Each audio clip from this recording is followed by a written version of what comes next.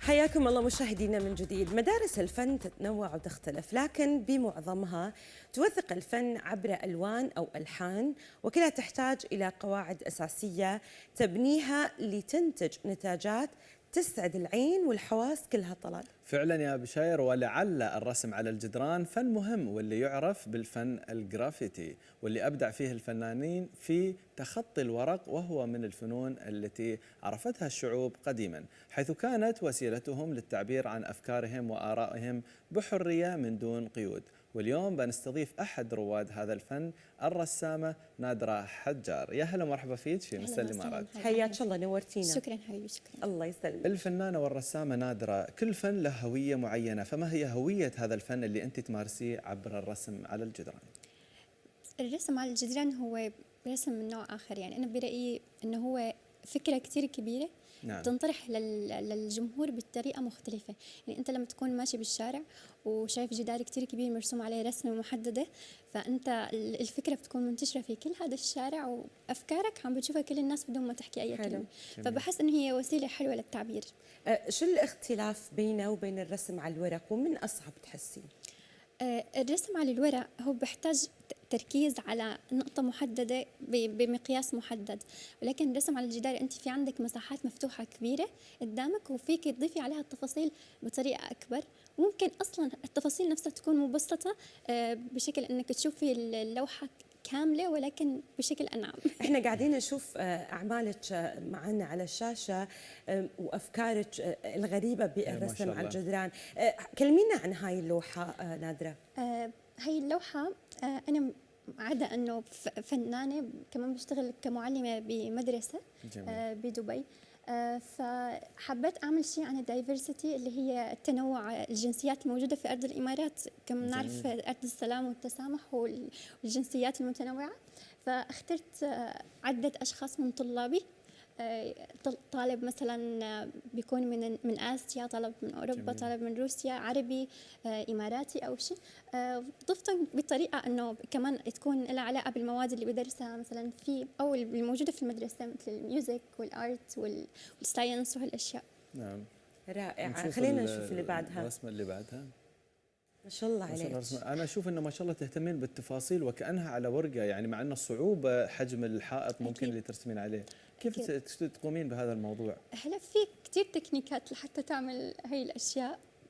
هي الصورة كانت هي لايف ايفنت، يعني كان وورد ارت دبي هو من أكبر معارض الفنية الموجودة في العالم. تستضيفه دائما دبي كل شهر، كل أول ثاني شهر من السنة. كنت بيومتها مشاركة برسم جدارية لايف، فهي خلصت اللوحة اللي شايفها قدامك خلصت تقريبا 2 ل3 ساعات. هذه اللوحة ب2 3 ساعات. مع أن الرسم على الجدار صعب، هو بحاجة لبنية جسدية، بحاجة لطاقة، بحاجة لبال فاضي، تركيز كبير وعميق، حاجة إلى معدات أيضا، درج يمكن تطلعين عشان تكملين الرسمة من فوق أو شيء. نستخدم سكافولدينج، تكون العالية كتير. لما ترسم أنت 10 أمتار أو أكثر مثلا، فتحتاج الأدوات اللي بتطلعك، خصوصا إذا عندك فوبيا من المرتفعات حتنبسط كثير. نادرة، منو تسعين انه يفهم رسوماتك؟ هل هناك فئة معينة، ولا حب الكل يفهمها، ان هاي اللغة اللي توصل للقلب؟ هلا بصراحة يعني أكيد لما توصل فكرتك لكل العالم تكوني مبسوطة كتير، بس ولكن دائما لما توصل للأشخاص اللي بتحسي إنه هن معنيين بأشياء محددة. يعني مثلا أنا كمتطوعة بالهلال الأحمر الإماراتي كتير بحب أشارك بهي الأشياء. ممكن أنشر من خلال لوحاتي أو رسوماتي أشياء تدعي الناس على التطوع، على العمل الخيري، على تقديم البذل والجهد بدون مقابل. فبحب جميل. أوظف هي الأشياء. يعني ممكن يشوف ولد صغير هي الفكرة وتعجبه وتعلق في باله ويكبر على هي الفكرة، بس لمجرد أنه شاف لوحة بتخص هي الموضوع. ما شاء الله. نحن بنشوف رسوماتك وابغي اسالك سؤال، هل اليوم تشوفين ان اي حد يرسم على الورق اليوم يقدر يرسم على الحائط، او في مهارات مختلفه لازم يمتلكها؟ اكيد. انا لما بدات اكيد ما بدات فورا على الجدران، يعني واحد ببدا مرحله مرحله. برأيي إنه لما تكون أنت بتحب شيء، حتى لو ما كنت بتعرف ترسم رح تحاول وتتعلم، ممكن توصل لنتيجة إذا في عندك الشغف. الشغف والحب. نادرة، لفتتني هاي الصورة قبل الهواء وأنا أقلب في صورك وإبداعاتك، أبغاك تكلميني عنها أكثر. شنو هاي الصورة؟ شنو المشاعر اللي حبيتي توصلينها؟ من أين أتت الفكرة؟ من الأشخاص المستهدفين من وراء هذه الصورة؟ بصراحة هذا الصورة كثير بحبها، لأنه هي كانت بالعيد الوطني للإمارات. العيد هو يستهدف طبعا كوطني لكل الوطن، بس أكثر شيء بفرحوا بالأعياد إن الأطفال.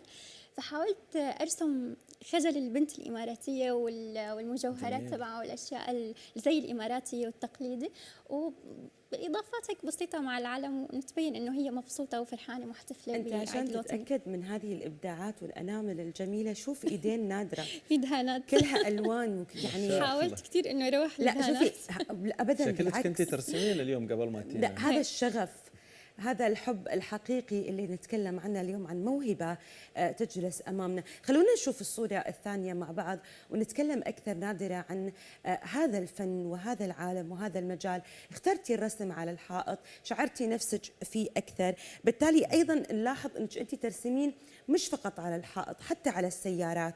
صحيح. لماذا اختيارك للأشياء الغريبة في إظهار مواهبك الفنية؟ شوفي سبحان الله، لكل امرئ من اسمه نصيب. دائما لما تدوري على الشيء النادر فبيكون شيء مميز يعني، فبحب ارسم الاشياء اللي بتكون مميزه يعني. دائما لما تختاري مكان مثلا يكون مميز او شيء يكون مميز ترسمي عليه، بنطبع بعقول الناس اكثر، بتعلق فيهم، ودائما الافكار الجديده بتكون محببه لقلوب الناس وتكون قريبه لهم اكثر. نعم. الرسامة والفنانة عندك اليوم تكريم من ضمن أفضل 100 شخصية مؤثرة على مستوى الوطن العربي. شو يعني لك هذا التكريم وشو المسؤولية اللي خذيتيها؟ صحيح هذا التكريم كان قبل سنة أو سنتين تقريبا من ترجمان العرب يعطيهم العافية، اختاروني لأكون أحد 100 شخصية مؤثرة في الوطن العربي. بصراحة هذا التكريم أكيد بيعني لي كثير، لأنه أنت تكون مختار من قبل أشخاص كثير كبار أو كثير موجودين هن فعلا عم يأثروا بالمجتمع بطريقة إيجابية، فهي أكيد مسؤولية كبيرة بتخليك بتدفعك أنك ترجع تعمل أشياء تانية، ما توقف مثلا عند هذا الحد أو تضلك بتطور مستمر، مو بس مشان المسؤولية، مشان نفسك أنت كمان يعني، كأنك تحقق ذاتك وتعمل أشياء تليق بالشيء اللي أنت بتحلم فيه. نعم.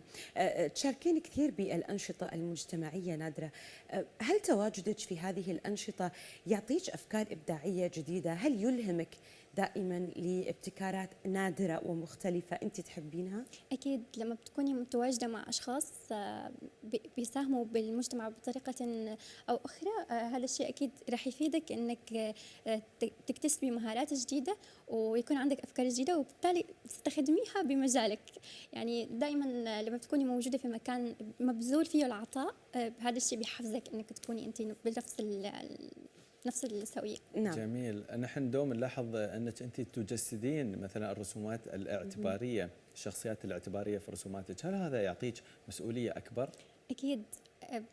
أول شيء لما بتعمله، لما أنت بتمثل هاي الشخصيات الاعتبارية برسوماتك، هي عن دافع حب، عن دافع احترام، عن دافع تقدير. طبعا هذا البلد له علينا كثير، ولذلك يعني هذا أقل شيء ممكن واحد يعمله أنا كفنانة، وأكيد هذا مسؤولية كثير كبيرة علينا، لأنه لما نكون موجودين في بلد نعتبره بلدنا الثاني لازم نكون عم نقدم أشياء تكون بتليق فيه. نادرة، قلتي أنك أنت نادرة وتدورين دائما على الأشياء النادرة، سواء في أعمالك الفنية أو في رسوماتك، فرسمتي على السيارة اللي يمكن ما خطرت في بال حد، رسمتي على الجدران. بكرة وين ممكن نشوف نادرة تخطط في المستقبل أنها ترسم؟ صراحة في هلا أشياء بس لسه ما طرحتها لما ما تخلص، حتى على ديبيات الكهرباء عم نرسم، حتى على يعني في أكيد في مشاريع للمستقبل، في أفكار جديدة رح تكون موجودة. طب صرحي قولي لنا عنها أكيد شوي. إن شاء الله بس تكون خالصة وجاهزة ناخذ تصريح بنصرف إن شاء الله يا رب. الله يوفقك في أفكارك وفي مستقبلك. نادرة حجار، شكرا لوجودك معنا اليوم ونتمنى لك كل التوفيق. شكرا، أنا مبسوطة كثير إني كنت معكم، الله يعطيكم ألف عافية. الله يسلمك، شكرا لك. مشاهدينا وصلنا لختام مشوارنا لهذا اليوم، غدا يتجدد اللقاء بكل حب وود عبر شاشتكم، شاشة قناة الظفرة. هذه تحياتي بشاير العبد، يعطيك العافية طلال. الله يعافيك يا بشاير. كل الشكر لكم متابعينا على حسن المتابعة، ونشوفكم إن شاء الله باكر في حلقة جديدة. إلى اللقاء.